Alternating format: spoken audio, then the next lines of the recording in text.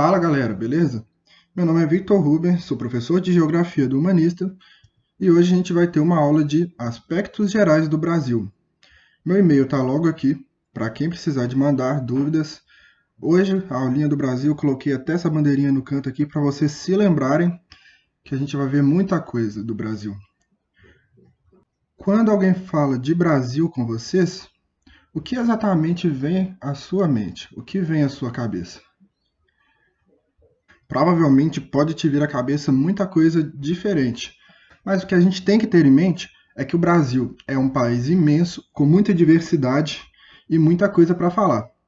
Na aula de hoje, nós não vamos nos aprofundar em temas específicos, e sim vamos fazer uma coisa mais geral, para entender um pouquinho de cada coisa. Quando voltarmos às nossas aulas presenciais, nós vamos nos aprofundar mais em cada tema. Mas hoje nós vamos ficar mais presos em generalidades. Por ser muita coisa, eu dividi esse vídeo em duas partes. Então, logo após assistir essa, que é a primeira parte, você já pode correr para a segunda parte, que já vai estar no canal também. Mas então vamos lá.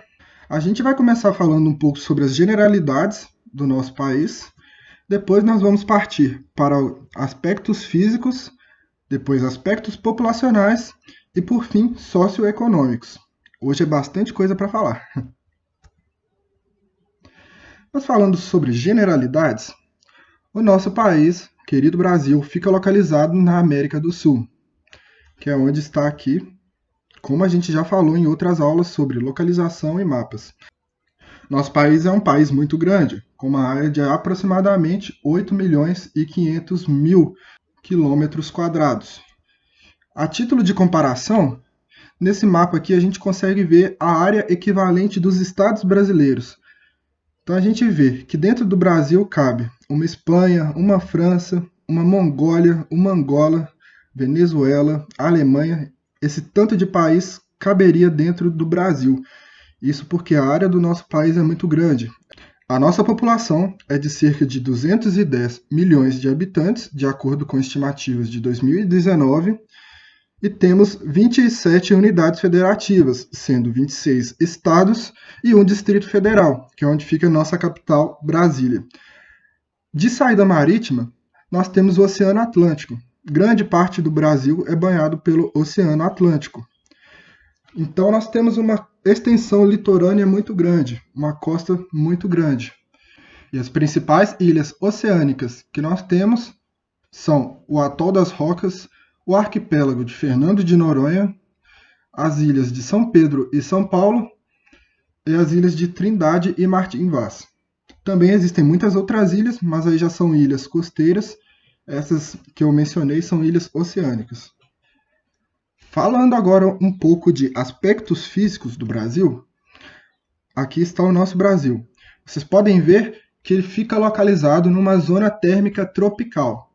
Essa zona térmica tropical é característica por ter maiores temperaturas, maior umidade, e a combinação desses fatores de maior temperatura com maior umidade vai nos dar um clima mais chuvoso. Esse clima chuvoso e quente também vai interferir diretamente em nossa vegetação. Agora falando aqui rapidamente sobre os principais climas do Brasil. O clima equatorial tropical é caracterizado por ter temperaturas médias elevadas, chuvas durante todo o ano e pouca variação de temperatura. Então, nesta região, nós temos o clima tropical equatorial. Vocês podem ver que essas características que eu citei, de temperaturas elevadas e chuvas durante todo o ano, são um ambiente perfeito para a existência da nossa floresta amazônica. Inclusive, tem um ditado de que quem mora no Pará, na cidade de Belém do Pará, não costuma marcar compromissos baseados na hora, mas sim antes ou depois da chuva, porque lá chove todos os dias. Então as pessoas vão marcar de fazer alguma coisa, elas perguntam antes ou depois da chuva, porque já é um costume de lá. Apenas uma curiosidade. Agora falando do clima tropical continental, que fica nesta região aqui, nós temos estações bem definidas, com a característica desse clima ser chuvoso no verão e seco no inverno, e tem uma amplitude térmica entre 5 e 7 graus. O que é essa amplitude térmica? É a variação de temperatura no decorrer do ano. Agora falando um pouco do clima tropical semiárido, que é presente na região Nordeste, nós temos lá temperaturas elevadas e um índice pluviométrico baixo. O que é esse índice pluviométrico baixo? Quer dizer nada mais nada menos que lá tem poucas chuvas no decorrer do ano. Existem sim chuvas, mas ela é concentrada apenas em uma época do ano e o índice de chuvas é muito menor. Esses aspectos do clima influenciam diretamente na vegetação de lá, que é a caatinga, que nós vamos ver mais adiante. Agora falando do clima litorâneo úmido ou tropical atlântico, dependendo da bibliografia que você estiver consultando, ele fica localizado aqui na faixa litorânea de todo o Brasil e é um clima que sofre influência direta da massa tropical atlântica, que vem do oceano, o que ocasiona nessa faixa litorânea uma grande quantidade de chuvas intensas. Para esse clima em específico, há uma grande concentração de chuvas no inverno. Agora falando do clima tropical de altitude, que é o clima que, inclusive, a cidade de Ouro Preto está submetida, é o clima que fica nesta região aqui, e é caracterizado por estar em regiões acima de 800 metros, como é o caso de Ouro Preto, e de todo o Planalto Atlântico Sudeste, que também nós vamos falar adiante. Nesse clima, a massa de ar tropical influencia numa grande quantidade de chuvas no verão e geadas no inverno, como a gente está bem acostumado aí em nossa cidade de Ouro Preto. Agora falando do clima subtropical, este é um clima de amplitude térmica elevada, ou seja, no decorrer do ano você tem uma grande variação de temperatura. Também há uma influência muito grande da massa polar atlântica, então por estar localizado na região sul do Brasil, a massa polar atlântica influencia neste clima. Lá, as geadas são comuns e no inverno há a presença até de neve em alguns pontos dessa região. Agora que a gente já falou um pouco de clima, vamos falar da vegetação brasileira. Bem, pelo fato do Brasil ser um país grande, nós temos uma grande diversidade de tipos de vegetação. Essas vegetações sofrem influência direta dos climas, que eu acabei de falar, e carregam consigo uma biodiversidade muito grande. Então nós vamos ver agora os principais tipos de vegetação do Brasil.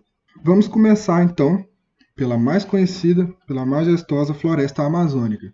A floresta amazônica é a maior floresta tropical do mundo, que abriga milhões de espécies de animais e vegetais e que não só faz parte do Brasil, mas como abriga outros países também. Então, pela sua imensidão, a floresta amazônica tem a maior parte dela no Brasil, mas ela também tem partes em outros países. Já a Mata Atlântica, que é essa cor amarelinha aqui, compreende também grande parte da área do Brasil. Porém, essa é uma floresta que sofreu muito, porque é a formação mais devastada do Brasil.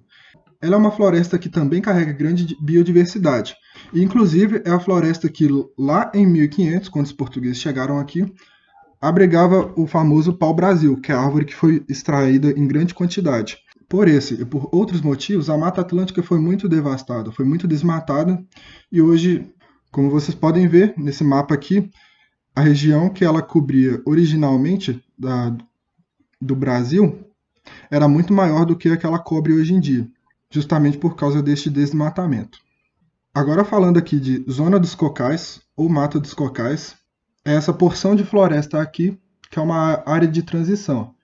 E é uma vegetação dominada principalmente pela palmeira babaçu, que são essas palmeiras que vocês estão vendo aqui. Essa floresta compreende principalmente a área do Maranhão. Já a mata de araucárias, eu acho araucárias um nome bem difícil de pronunciar, inclusive, fica localizada aqui na região sul e é caracterizada por ter árvores que chegam até 50 metros de altura. E há uma vegetação presente em regiões de relevo elevado. Já as pampas, que também são aqui no sul do Brasil, são florestas caracterizadas por ter uma vegetação rasteira e solo raso. Lá eles têm uma temperatura um pouco menor e é uma região utilizada bastante para a agricultura também. Agora nós temos o Cerrado. O Cerrado também compreende uma grande faixa do território brasileiro e é caracterizado por ter uma vegetação típica do Planalto Central. São árvores baixas e retorcidas, e o solo dessa vegetação é característico por ser mais ácido do que os demais. A cidade de Ouro Preto fica localizada numa região de transição entre vegetação de cerrado e mata atlântica. Então, na cidade de Ouro Preto é possível encontrar tanto fragmentos de cerrado quanto fragmentos de mata atlântica também. Falando agora da caatinga, essa é uma vegetação que compreende aqui grande parte do Nordeste e também do Norte de Minas. sendo esta uma vegetação exclusivamente brasileira. Você não encontra esse tipo de vegetação em outra parte do mundo. Lá, além de encontrar uma condição de poucas chuvas, a vegetação também tem que lidar com o solo raso e pedregoso. O Pantanal, que está compreendido nesta região aqui do Brasil, é uma vegetação caracterizada por ser a maior planície alagável do mundo, e é composto principalmente por savana estépica. E por fim, os mangues litorâneos, que compreendem toda a região aqui do litoral do Brasil, são caracterizados por estarem em uma região com muita água salobra, que é quando a água doce se mistura com a água do mar. Além disso, a vegetação dessa região é característica por ter árvores com raízes da forma que está aqui na imagem. Essas raízes são uma forma de adaptação das árvores para a oxigenação e ainda ajudam a diminuir a força das ondas e, consequentemente, a erosão litorânea. Bem, agora que a gente já falou de vegetação, vamos falar um pouquinho aqui do relevo brasileiro. A gente vai falar aqui bem rapidamente também do relevo brasileiro. Nós vamos nos aprofundar mesmo nesse assunto nas aulas posteriores, assim que retornarmos às nossas aulas presenciais. Mas basicamente, o relevo brasileiro é composto por planaltos, planícies e depressões. Porém, o principal mesmo são os grandes planaltos e planícies. As principais formações do relevo brasileiro são o Planalto das Guianas, ilustrado aqui por essa imagem do Pico da Bandeira, a Planície Amazônica, ilustrada aqui pela Floresta Amazônica, a Planície do Pantanal, o Planalto Meridional, o Planalto Atlântico, ilustrado aqui por essa imagem da Chapada Diamantina, e a Planície Costeira, ilustrada aqui por essa planície localizada no Rio Grande do Sul. Bem, pessoal, o nosso próximo assunto são os aspectos populacionais do Brasil. Mas para essa aula não ficar muito grande, a gente vai parar por aqui e continua na próxima aula partindo desse ponto que a gente parou, beleza? Mas eu espero que tenha dado para entender um pouco do nosso Brasil. Nosso país é imenso, com muita diversidade, e apenas em um vídeo não seria possível colocar tudo isso. Muito obrigado a quem assistiu até aqui, e é isso, vejo vocês no próximo vídeo.